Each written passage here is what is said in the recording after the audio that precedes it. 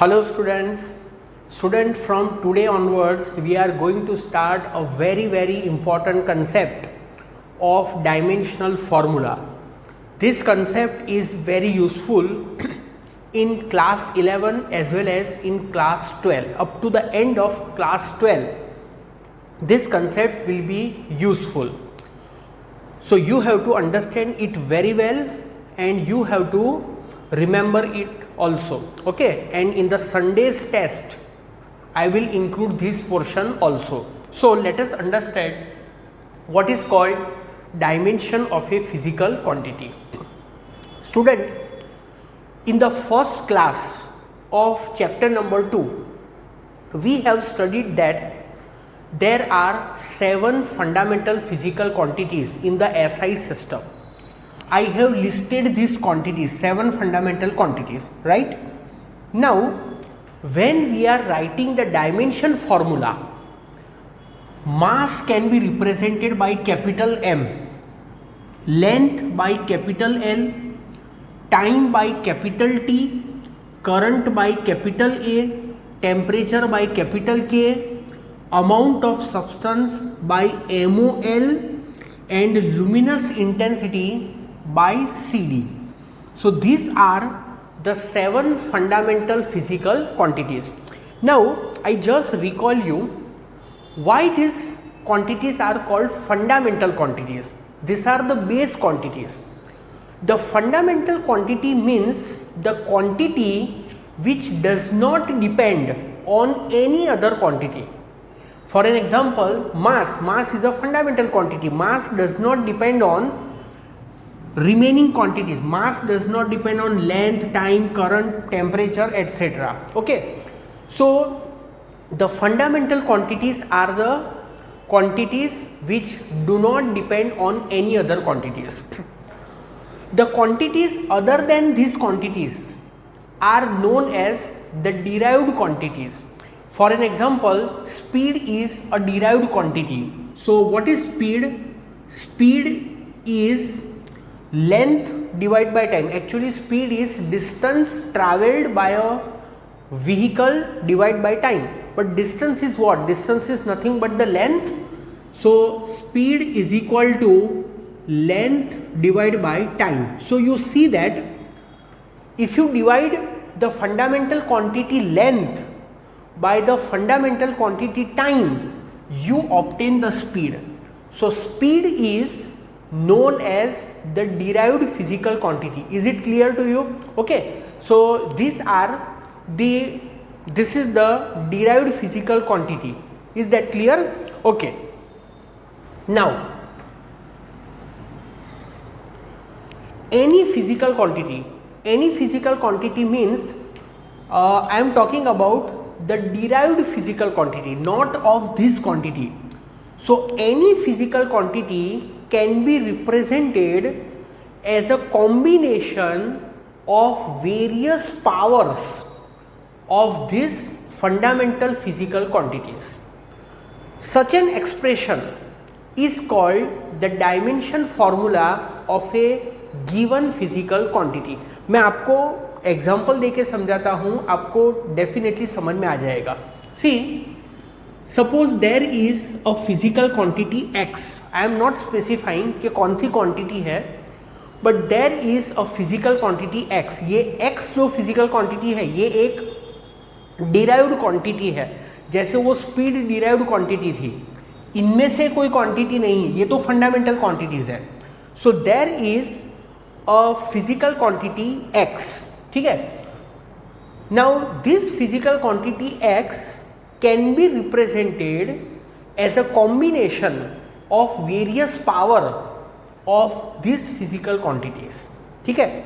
तो student, physics के अंदर जितनी भी फिजिकल क्वांटिटीज है, जितनी भी मतलब कि ये फंडामेंटल को छोड़ के जो डिराइव्ड क्वांटिटी है, those derived quantity can be represented as a combination of the fundamental physical quantity. एक बार मैं फिर से बोलूँगा, the derived physical quantity can be represented as a combination of various powers of this fundamental physical quantities. Normally अगर आप देखो तो physics के अंदर जितनी भी डिराइव्ड क्वांटिटीज है, ठीक है, मैं आपको 2-3 नाम बता देता हूँ डिराइव्ड क्वांटिटी के। जैसे मैंने आपको कहा speed is a derived quantity, क्योंकि डिस्टेंस बाय टाइम करके स्पीड आता है। फिर उसके बाद जो फोर्स है, force is also a derived quantity. Acceleration, acceleration क्या होता है? एक्सीलरेशन मतलब velocity divide by time. Okay, तो acceleration is also derived quantity. Force, force भी डिराइव्ड क्वांटिटी है। फिर डेंसिटी, डेंसिटी भी डिराइव्ड क्वांटिटी है, क्योंकि डेंसिटी क्या होती है? मास बाय वॉल्यूम, और वॉल्यूम खुद भी डिराइव्ड क्वांटिटी है, क्योंकि वॉल्यूम क्या होता है? Length into breadth into height. So आपको फंडामेंटल क्वांटिटीज कौन सी होती है और डिराइव्ड क्वांटिटीज कौन सी होती है वो तो आपको पता ही होगा, ठीक है। So what I am telling, listen carefully.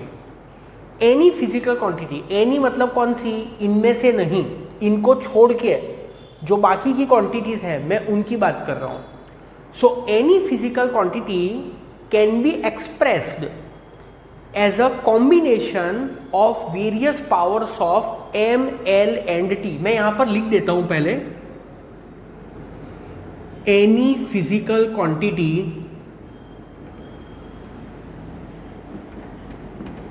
Can be represented as combination of various powers of m, l, t and so on। क्योंकि बाकी भी क्वांटिटीज है ना, m, l, t को छोड़ के भी a, k, mole, c, d ये सब भी है। So any physical quantity can be represented as a combination of various powers of m, l and t. Such an expression is called dimension formula, dimension या dimensional, dimension formula of that quantity। For an example, एक physical quantity है, I will not specify the name, but there is a physical quantity x, ठीक है, एक x physical quantity है। I want to write the dimension formula of that physical quantity x। So जिस quantity का dimension formula find करना है, its symbol is put in a square bracket, right. So student, हम लोग कोई भी quantity का डायमेंशन फॉर्मूला क्यों लिखते हैं? सी, जैसा मैंने कहा कि कोई भी डिराइव्ड क्वांटिटी होती है, फंडामेंटल क्वांटिटी को छोड़ के जो डिराइव्ड क्वांटिटी होती है वो कैसे हमको मिलती है? फंडामेंटल क्वांटिटीज का कॉम्बिनेशन करके। जैसे speed equal to distance by time, distance is fundamental, time is fundamental, तो उनका कॉम्बिनेशन करके डिस्टेंस बाय टाइम करके स्पीड मिलता है, तो speed is a derived quantity. फिर जैसे वॉल्यूम है, तो volume is length into breadth into height. So length, breadth, height all are fundamental, उनका कॉम्बिनेशन करके वॉल्यूम मिलता है। फिर उसी तरह से वेलोसिटी, वेलोसिटी मतलब डिस्प्लेसमेंट बाय टाइम, तो velocity is also derived quantity.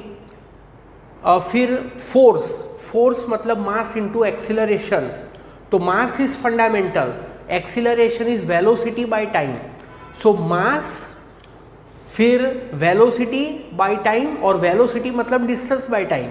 So my point is, any physical quantity, fundamental quantity को छोड़ के जितनी भी फिजिकल क्वांटिटी है, they can be represented as a combination of a fundamental quantities. मतलब physics में जितनी भी फिजिकल क्वांटिटीज है फंडामेंटल को छोड़ के, वो सभी क्वांटिटी को हम फंडामेंटल क्वांटिटी के कॉम्बिनेशन से रिप्रेजेंट कर सकते हैं। फंडामेंटल क्वांटिटी का मल्टीप्लिकेशन कर सकते हैं, फंडामेंटल क्वांटिटी का डिवीजन कर सकते हैं, and by doing the multiplication and the division we can represent any physical quantity. Is that clear? So हम लोग डायमेंशन फॉर्मूला क्यों लिखते हैं? We are writing the dimension formula to show the dependence of a given physical quantity on the fundamental quantity. मेरी इस बात को 2 बार अच्छे से सुनना। हम लोग डायमेंशन फॉर्मूला क्यों लिखते हैं? We are writing the dimension formula to show how the given physical quantity depends on the fundamental quantity. Given physical quantity fundamental quantity पर कैसे डिपेंड करती है वो एक्सप्लेन करने के लिए हम लोग डायमेंशन फॉर्मूला लिखते हैं। तो एक फिजिकल क्वांटिटी है x, derived quantity. I want to write its dimension formula, so its symbol is place in the square bracket. ठीक है, so I just give you how the dimension formula looks. Dimension formula कैसे दिखता है? So dimension formula looks like this, m raised to a, l raised to b, t raised to c। ठीक है, if the quantity depends only on mass, length and time, then there will be m raised to a, l raised to b, t raised to c। if quantity depends on the temperature also, कोई physical quantity अगर temperature पर depend करती है तो फिर यहाँ पर k भी आएगा। ठीक है, अगर कोई quantity इलेक्ट्रिक करंट पर डिपेंड करती है तो फिर यहाँ पर कैपिटल A भी आएगा, वो सब आगे आपको पता चलेगा। अगर कोई क्वांटिटी अमाउंट ऑफ सब्सटेंस पर डिपेंड करती है तो फिर यहाँ पर मोल भी आएगा। But student, I tell you one thing कि most of the physical quantities in the class 11 depends on m, l, t and k। k मतलब temperature.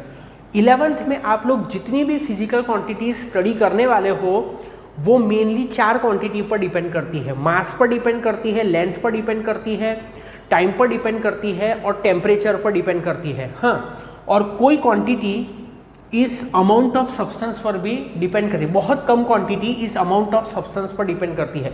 Majority of the quantity depends on m, l and t। समझ में आई बात? फिर जब आप 12th में जाओगे ना तो 12th में ऐसी क्वांटिटीज आएगी जो करंट के ऊपर डिपेंड करेगी, क्योंकि 12th के अंदर पूरा इलेक्ट्रिसिटी है। यहाँ पर मैकेनिक्स है 11th के अंदर, इसके लिए m, l and t mostly आता है। फिर उसके बाद कहीं कहीं पर k भी आएगा और MOL भी आएगा, और ये CD तो कभी भी नहीं आएगा। ठीक है, 11th 12th में कभी भी नहीं आएगा। ठीक है, सो आपको समझ में आया हम लोग डायमेंशन फॉर्मूला क्यों लिखते हैं? एक बार फिर से बता देता हूँ। We are writing the dimension formula of a physical quantity to show its dependence on the fundamental physical quantity. How the derived quantity depend on the fundamental quantity. To show that we are writing the dimension formula. So dimension formula looks like this. Dimension formula ऐसे दिखता है। जो quantity का dimension formula लिखना है उसको ऐसे square bracket में रखो, m raised to a, l raised to b, t raised to c। Is that clear? तो ये डायमेंशन फॉर्मूला है। Okay, now I right the definition of A dimension formula. Dimension formula होता क्या है? ठीक है, सबसे पहले मैं डायमेंशन की डेफिनेशन लिखता हूं। Dimension, what is dimension? Student, dimension मतलब power, which is also known as exponent. Dimension का मतलब होता है पावर। पावर तो आपको पता ही है ना, x raise to 2, x raise to 3, तो वो जो रेस टू होता है उसको पावर बोलते हैं। तो डायमेंशन मतलब पावर ही होता है। ठीक है, so understand, dimension of a physical quantity, dimension of a physical quantity are the power or exponent, are the power to which the base quantity are raised to represent a given physical quantity. क्या होता है dimension?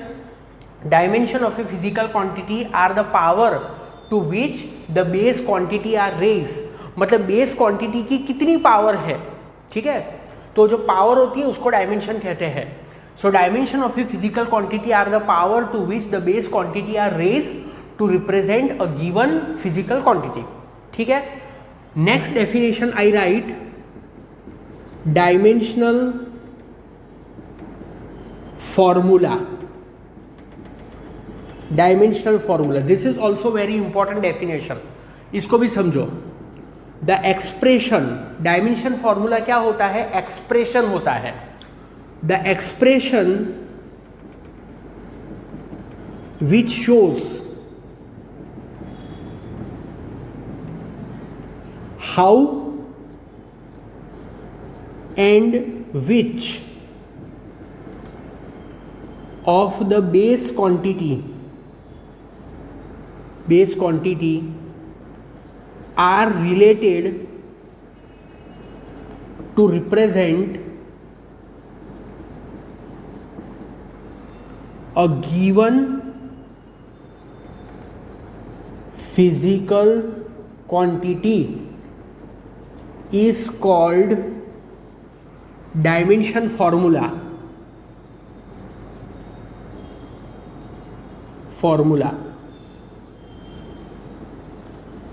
of that quantity। तो dimension formula क्या होता है? Dimension formula एक expression होता है। कैसा एक्सप्रेशन? m⁴a l⁴b t⁴c, उस टाइप का एक एक्सप्रेशन होता है। और वो एक्सप्रेशन क्या शो करता है? How and which. हाउ मतलब पावर और विच मतलब m⁴a मतलब इनमें से कौन कौन सी क्वांटिटी उस क्वांटिटी को रिप्रेजेंट करती है। Okay, so the expression which shows how मतलब पावर एंड विच मतलब ये फंडामेंटल क्वांटिटी में से कौन सी क्वांटिटी गिवन क्वांटिटी को रिप्रेजेंट करती है। या तो फिर जो गिवन क्वांटिटी है, गिवन क्वांटिटी मतलब डिराइव्ड क्वांटिटी, डिराइव्ड क्वांटिटी कौन कौन सी फंडामेंटल क्वांटिटी पर डिपेंड करती है वो। So that is known as the dimension formula. आपको ये डेफिनेटली समझ में आ जाएगा।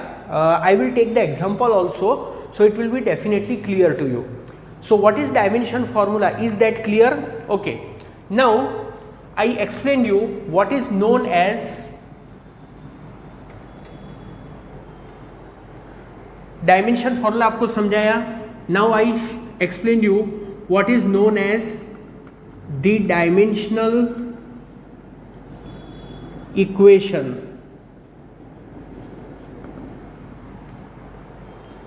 dimensional equation,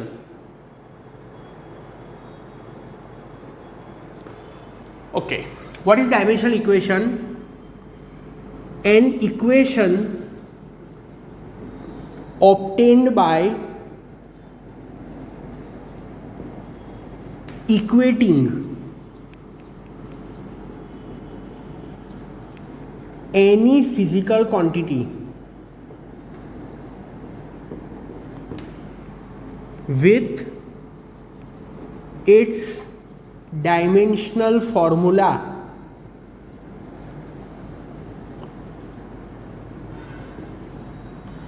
is called its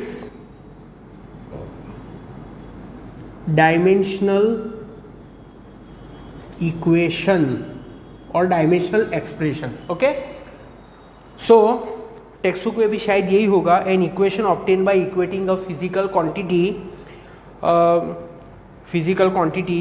with its dimension formula is called dimensional equation. Okay, so this are the some important definitions. ठीक है, तो डायमेंशन क्या होता है, डायमेंशनल फॉर्मूला क्या होता है, डायमेंशनल इक्वेशन क्या होता है। स्टूडेंट, अभी आपको जितना समझ में आया है, ठीक है, अगर कुछ अंडरस्टैंडिंग कंप्लीट नहीं हुई है तो भी चिंता मत करना, 100% ये कंसेप्ट आपको क्लियर हो ही जाएगा। ठीक है, so suppose there is a physical quantity x। एक बार फिर से वही चीज समझा रहा हूं। Quantity x, its dimension formula we want to write. So जिसका डायमेंशन फॉर्मूला लिखना है उसको स्क्वायर ब्रैकेट में रखो. ठीक है. Now suppose this quantity depend on only 3 quantity, mass, length and time. Mass, length and time. It does not depend on current, does not depend on temperature, it does not depend on amount of substance, it does not depend on any quantity other than this mass, length and time. Suppose this quantity depends on A power of mass, it depends on B power of length, it depends on C power of time. So this expression, ये जो है, इस expression को क्या कहते हैं? इसको कहते हैं डायमेंशनल इक्वेशन. इसको कहते हैं डायमेंशनल इक्वेशन. और ये जो है m raise to a, l raise to b, t raise to c, इसको कहते हैं डायमेंशन फॉर्मूला. इसको कहते हैं डायमेंशन फॉर्मूला. और ये जो ABC है, powers, exponent, ABC is called dimension. Dimension और एक्सपोनेंट और power, dimension of physical quantity.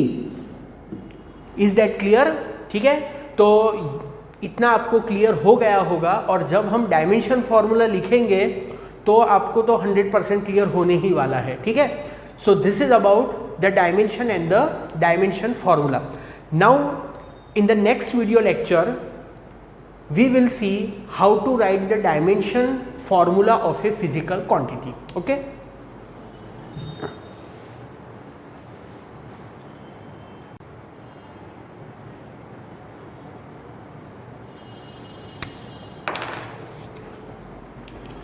Hello student, in this video lecture we will see how to write the dimension formula of a physical quantity.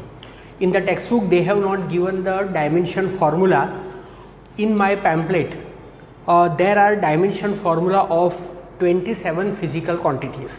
So this is very important and we will learn how to write the dimension formula. Student, in this 27 physical quantities, some physical quantities are already known to you. You have already studied them up to the 10th standard, but there are some new physical quantities also which you have not studied. What is that quantity? That also you don't know. So I will give you some idea about that quantity and then we will understand how to write its dimension formula. In detail we will understand that quantity in its respective chapters. Okay, so please consider that. So first quantity is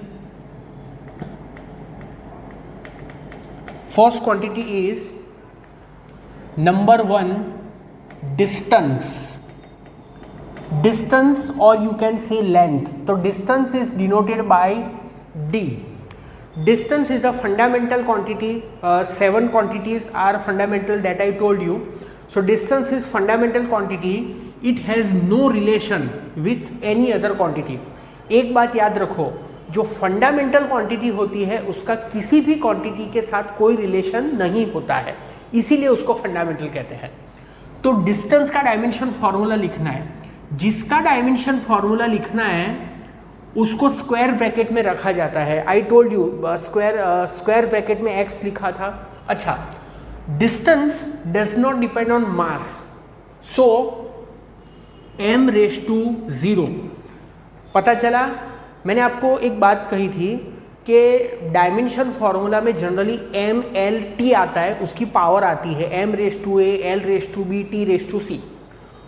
तो अगर कोई quantity मास पर depend ही नहीं करती है तो फिर मास की पावर 0 होगी. ठीक है. तो डिस्टेंस मास पर डिपेंड नहीं करता है. m raise to 0, l raise to 1, t raise to 0, क्योंकि डिस्टेंस टाइम पर भी डिपेंड नहीं करता है. यहां पर l रेस टू 1 क्यों आया? क्योंकि there is a distance only 1 time. Is that clear? ठीक है। अगर कहीं पर डिस्टेंस 2 बार आएगा तो I will write l²2. Here distance is single time, so l²1. So this is the dimension formula of distance. Understood? इसको कहते हैं dimension formula of distance, m⁴, l⁴1, t⁴. And you can also write it as only l⁴1. No need to write m⁴ and t⁴, but it is the way of writing, it is a tradition. ठीक है, okay. Now unit, तो distance का unit होता है SI में metre. क्या होता है? मीटर. मीटर का सिंबल होता है m, स्मॉल m. CGS में centimetre, it's symbol is cm. Okay. Next quantity is mass. Mass, symbol for mass is m. Mass is also a fundamental quantity. ठीक है, मास भी फंडामेंटल क्वांटिटी है. तो मास का डायमेंशन फॉर्मूला m⁴1, क्योंकि मास is 1 times. Mass does not depend on length, does not depend on time, so 0. Unit of mass is kg in SI and gram in CGS. Next quantity, time. Time, it can be represented by capital T or can also be represented by small t also. ठीक है, तो time लिखा, time is also fundamental quantity, उसमें dash आएगा. तो time का dimension formula ऐसे लिखते हैं m⁴, l⁴, t⁴1. ठीक है. टाइम का यूनिट SI और CGS दोनों में स्मॉल s होता है. क्या होता है? Small s. Don't write capital S, क्योंकि capital S is a symbol for some electric quantity जो कि 12th में आएगी. ठीक है. Next is plane angle. Plane angle, plane angle, plane angle का सिंबल होता है थीटा. तो स्टूडेंट, प्लेन एंगल आपने पढ़ा है सप्लीमेंट्री क्वांटिटी में. तो प्लेन एंगल क्या होता है? Plane angle is equal to arc, arc और arc length, arc upon radius. So dimension formula of plane angle theta. Okay. अभी आर्क मतलब क्या? आर्क मतलब आर्क लेंथ. ठीक है, उसको आर्क लेंथ बोलते हैं, पर हम शॉर्ट में उसको आर्क बोलते हैं. तो न्यूमरेटर में समझना, न्यूमरेटर में आर्क का डायमेंशन फॉर्मूला आएगा. आर्क मतलब आर्क लेंथ का, मतलब लेंथ का. तो लेंथ का क्या है? लेंथ का है L1 और डिवाइड बाय रेडियस, रेडियस का डायमेंशन फॉर्मूला. अब रेडियस क्या होता है? रेडियस एक टाइप का डिस्टेंस ही होता है, सो L1. So this is l⁴. अच्छा देखो, एक बात समझना, इसको L1 को ऐसे कैंसिल नहीं करते हैं. ठीक है, in the dimension formula l⁻1 - 1 we have to write this way. So this is l⁻0. ठीक है, जैसा मैंने बोला कैंसिल नहीं करने का. तो dimension formula of plane angle क्या होगा? Dimension formula of plane angle होगा m⁴, l⁴, t⁴. ठीक है. सो l⁴0 है, m⁴ भी 0 है और t⁴ भी 0 है. इसका मतलब कि जो एंगल है that does not depend on mass, length and time. Is that clear? Okay. Unit क्या होगा? तो इसका SI और CGS एक ही यूनिट होता है, that is radian, and that is written as RAD. इसमें SI CGS जैसा कुछ भी नहीं होता है. नेक्स्ट क्वांटिटी है solid angle. 5th quantity, solid angle. तो सॉलिड एंगल का सिंबल ओमेगा होता है. सॉलिड एंगल, एंगल क्या था? सॉलिड एंगल का formula area upon radius square. So dimension formula for solid angle. अच्छा, अब इसको थोड़ा स्टूडेंट समझो अच्छे से. Area, okay. अब एरिया क्या होता है? एक्चुअली पहले एरिया का समझाना चाहिए था, कोई बात नहीं. एरिया, एरिया मतलब क्या? एरिया मतलब लेंथ इनटू ब्रेड्थ. लेंथ मतलब डिस्टेंस, ब्रेड्थ मतलब डिस्टेंस, तो एरिया के फॉर्मूला में 2 बार डिस्टेंस आता है, तो मैं लिखूंगा L/2 डिवाइड बाय रेडियस का स्क्वायर। तो रेडियस क्या होता है? रेडियस मतलब डिस्टेंस, तो डिस्टेंस का स्क्वायर मतलब यहां पर भी L/2 आएगा। So finally it will be what, I don't have enough space but आप समझ सकते हो m/0 L/0 T/0। आया समझ में? तो solid angle is also dimension less quantity, ठीक है। तो इसका डायमेंशन फॉर्मूला क्या होगा? m0 L0 T0। अच्छा, उसका यूनिट क्या होता है? स्टीरेडियन, दैट इज SR, और इसमें भी MKS CGS जैसा कुछ भी नहीं होता है, ठीक है। ओके, सो ये 5 क्वांटिटीज के डायमेंशन फॉर्मूला हमने समझे। I just pause the video.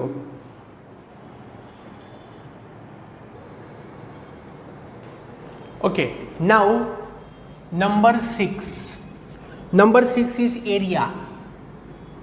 Area, तो एरिया का सिंबल होता है कैपिटल ए। अब एरिया मतलब क्या? Length into breadth, length multiply by breadth. So in the formula for area distance come 2 times, length भी डिस्टेंस, ब्रेड्थ भी डिस्टेंस, डिस्टेंस 2 बार आया, तो डायमेंशन फॉर्मूला फॉर एरिया क्या होगा? L/2, क्योंकि डिस्टेंस 2 बार आया। वी विल राइट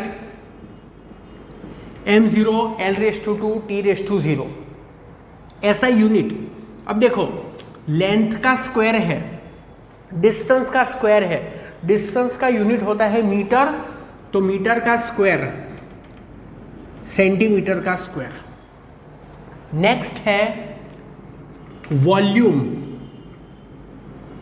वॉल्यूम का symbol V। Volume मतलब क्या? वॉल्यूम मतलब length into breadth into height. So how many times distance comes? 3 bar distance आता है, लेंथ भी डिस्टेंस होता है, ब्रेड्थ भी डिस्टेंस होता है, हाइट भी डिस्टेंस होता है। मास तो है ही नहीं इसमें, टाइम तो है ही नहीं, तो क्या आएगा? m/0 L/3 T/0। डिस्टेंस का क्यूब है, डिस्टेंस का यूनिट है मीटर, तो मीटर/3 सेंटीमीटर/3। Next is density, number 8। Density, density denoted by rho. Now what is density?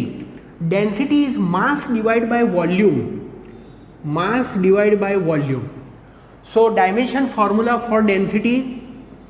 Now look, if I want to write the dimension formula for the density, I have to write the dimension formula for the mass and divide by dimension formula for the volume. So mass का क्या होता है? m1 और volume का L/3. So what will be the dimension formula?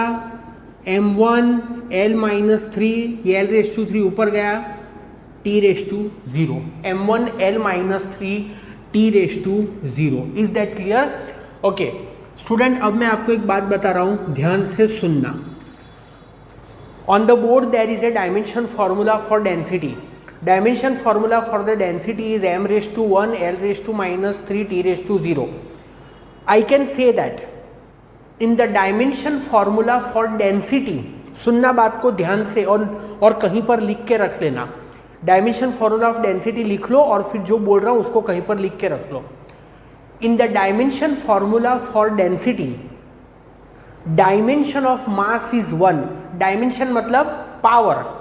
Dimension of mass is 1, dimension of length is -3, dimension of time is 0। अच्छा, अब हम unit लिखते हैं।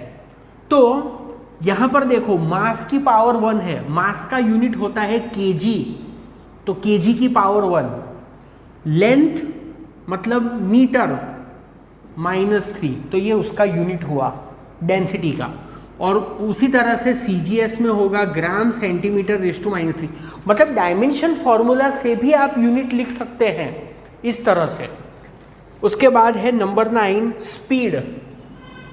स्पीड, स्टूडेंट पैम्पलेट के अंदर ऐसा लिखा है स्पीड ऑब्लिक वेलोसिटी, मतलब ये डिवाइड नहीं है, ऑब्लिक मतलब दोनों के डायमेंशन फॉर्मूला सेम होते हैं। तो स्पीड क्या होती है, तो स्पीड डिनोटेड बाय v, तो speed is what, speed is distance by time, और velocity displacement by time, but displacement is also a distance. So this, अभी डिस्टेंस का डायमेंशन फॉर्मूला पता है क्या होता है, L1, टाइम का क्या होता है T1, so this is m0 L1 t-1, ठीक है। यूनिट लिखेंगे, लेंथ की पावर 1 है, लेंथ मतलब मीटर, तो मीटर टाइम की power -1 second raise to -1 and same way centimetre पर सेकंड, ठीक है। Please note down this.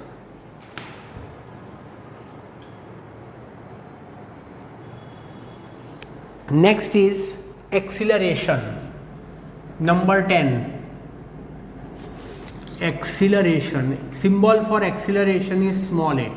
अब एक्सीलरेशन क्या होता है, एक्सीलरेशन मतलब change in velocity divide by time.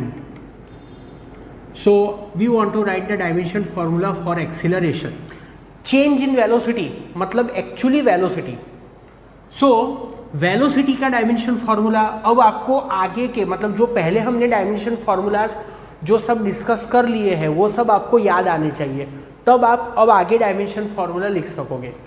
तो वेलोसिटी का डायमेंशन फॉर्मूला होता है L1 t-1 और टाइम का होता है t1, तो ये होगा m0 L1 t-2। Unit mass raise to 0 है तो kg तो आएगा ही नहीं, metre per second square, centimetre पर second square. Next is force, number 11, force. तो force is F।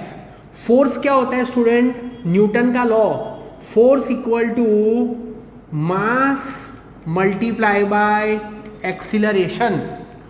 So mass का फोर्स का डायमेंशन फॉर्मूला, मास का क्या है m1 और एक्सीलरेशन का क्या है, ये रहा L1 t-2, तो ऐसे लिख सकते हैं। यूनिट क्या होगा फोर्स का, देखो अब इसको ध्यान से देखो, मास की पावर 1 है तो kg, लेंथ की पावर 1 मतलब मीटर और टाइम की पावर -2 तो सेकंड रेज टू -2। CGS में अगर हम लिखेंगे तो ग्राम सेंटीमीटर पर सेकंड स्क्वायर। आई बात समझ में। अब देखो कुछ फिजिकल क्वांटिटीज के यूनिट साइंटिस्ट के नाम से भी होते हैं, साइंटिस्ट को हमेशा जीवन भर लोग याद रखें, उसके मरने के बाद भी लोग उसको याद रखें, उसको रिस्पेक्ट दे उसके लिए। तो फोर्स का यूनिट होता है न्यूटन और न्यूटन का सिंबल होता है कैपिटल N। उसका जो CGS यूनिट होता है it is also known as DYNE, dyne, और डाइन का सिंबल होता है DYN, ठीक है। ओके, न्यूटन अगर पूरा लिखना है तो पूरा लिखने का NEWTON स्मॉल में, और सिंबल में लिखना है तो कैपिटल N, सिंबल में स्मॉल n नहीं लिख सकते हैं। उसके बाद है number 12, work. Work, work W। अब स्टूडेंट वर्क क्या होता है, तो वर्क होता है फोर्स मल्टीप्लाई बाय डिस्प्लेसमेंट। ये शायद आपको आया होगा और नहीं आया है तो आगे आएगा, तो आप इस फॉर्मूला को याद रखना, फोर्स इंटू डिस्प्लेसमेंट। तो वर्क का डायमेंशन फॉर्मूला, फोर्स का क्या होता है, लिखा है m1 L1 t-2, यहां लिखता हूं m1 L1 t-2, और डिस्प्लेसमेंट उसका L1, so it is m1 L2 t-2। So unit क्या होगा वर्क का, kg metre square second raise to -2, kg metre square second raise to -2, और CGS में gram centimetre square second raise to -2। This is also known as joule, joule भी एक scientist था, James Prescott Joule, steam engine जिसने discover किया था, ठीक है। और ये जो है इसको कहते हैं अर्ग, ERG अर्ग। समझ में आया? Note down this.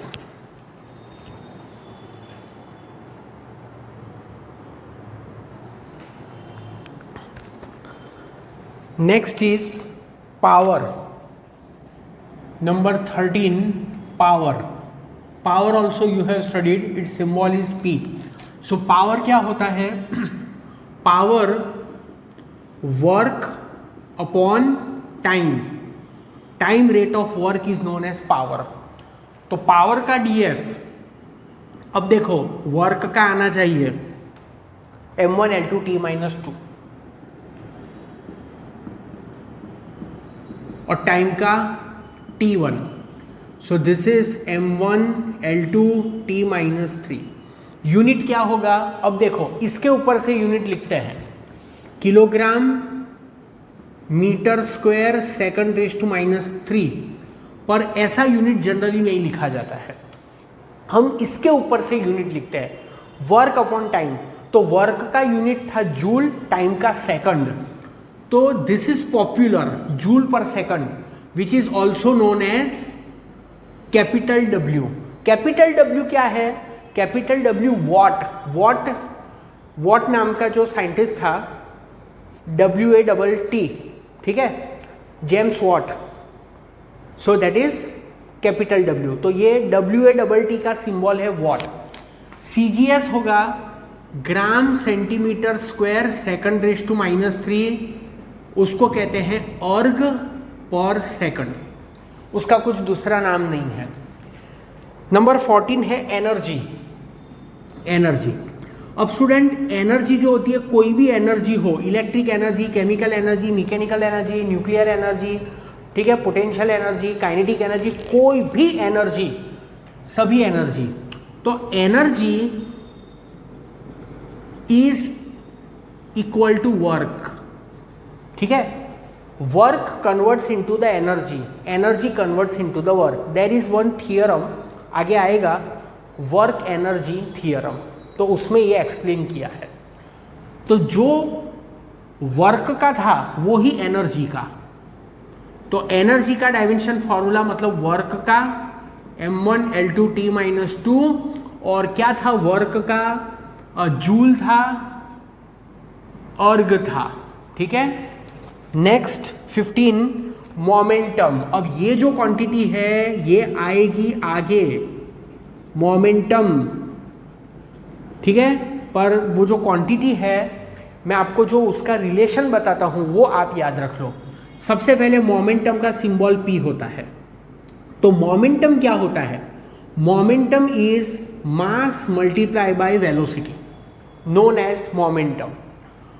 तो मोमेंटम का डायमेंशन फॉर्मूला, अब मास का तो पता है m1, वेलोसिटी का पता है L1 T-1, सो m1 L1 T-1, यूनिट क्या होगा? यूनिट होगा kilogram metre per second, here it will be gram centimetre पर सेकंड। नेक्स्ट 16 नंबर, pressure. Pressure, pressure symbol is also P। Power, pressure, momentum सबके symbol P। तो pressure, what is pressure? Pressure is force by area. So pressure का dimension formula force का क्या था? Force का m1 L1 T-2। आपको ऐसे डायमेंशन फॉर्मूला एकदम टिप ऑफ टंग होने चाहिए। प्रेशर का डायमेंशन फॉर्मूला तुरंत मुंह में से निकलना चाहिए, m1 L-1 T-2 divide by area का L2, तो क्या होगा? m1 L-1 T-2। यूनिट क्या होगा? इसके ऊपर से देखो, किलोग्राम पर मीटर पर सेकंड स्क्वायर, पर ऐसा यूनिट कोई लिखता नहीं है। यूनिट लिखने का इसके ऊपर से न्यूटन पर मीटर स्क्वायर, फोर्स का न्यूटन, एरिया का मीटर स्क्वायर, न्यूटन पर मीटर स्क्वायर, ठीक है, which is also known as pascal, और पास्कल को शॉर्ट में लिखते हैं PA। ओके, यहां पर होगा ग्राम सेंटीमीटर पर second square, which is also known as dyne पर सेंटीमीटर स्क्वायर, उसको और कुछ नहीं बोलते हैं, ठीक है। Please note down this.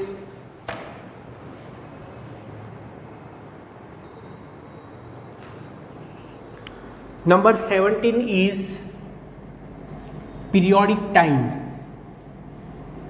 Periodic time मतलब टाइम, तो जो टाइम था, टाइम तो फंडामेंटल होता है ना, तो उसका डायमेंशन फॉर्मूला, टाइम का, पीरियोडिक टाइम का डायमेंशन फॉर्मूला होगा T1, M0 L0 T1, unit will B second. Next is frequency. Frequency student, frequency का सिंबल होता है न्यू। ये V जैसा लग रहा है बट न्यू होता है, कहीं कहीं पर F भी होता है, स्मॉल f, पर ऐसा भी सिंबल होता है फ्रीक्वेंसी। तो फ्रीक्वेंसी क्या होती है? Frequency 1 time period. So frequency का डायमेंशन फॉर्मूला, मतलब जो टाइम पीरियड का डायमेंशन फॉर्मूला है उसका इनवर्स, तो टाइम पीरियड का T1 है ना, फ्रीक्वेंसी का T⁻⁻1 होगा। यहां पर second inverse which is also known as hertz scientist Hz, और वही CGS होगा। नेक्स्ट है, अभी देखो, अब जो क्वांटिटीज आ रही है वो आगे आएगी, आपने स्टडी नहीं की हुई है, ठीक है। फिर भी एक बार उसका DF समझ लेते हैं, मैं आपको उसका फॉर्मूला बता दूंगा। Angular displacement, angular displacement theta. तो एंगुलर डिस्प्लेसमेंट मतलब एंगल, एंगल मतलब आर्क अपॉन रेडियस, ठीक है। तो जो हमने आगे किया हुआ है वही आएगा। थीटा का क्या था? M0 L0 T0, और उसका यूनिट था रेडियन। नेक्स्ट है एंगुलर वेलोसिटी।